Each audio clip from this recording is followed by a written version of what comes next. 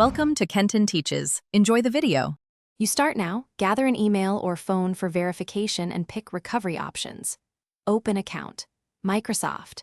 Com and click Create Account. Type your email or choose Get a new email. Then set a strong password, 12 or more characters with letters, numbers, and symbols to protect access.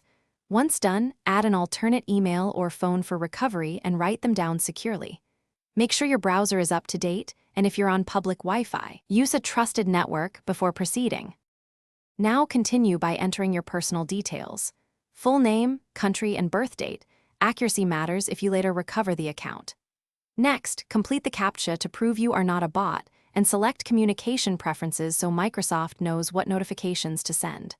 When prompted, check your email or SMS for the verification code, type it in immediately, and submit. If the code doesn't arrive, request a resend and confirm you typed your contact correctly. Wait 30 to 60 seconds, but finish by reviewing privacy and security settings.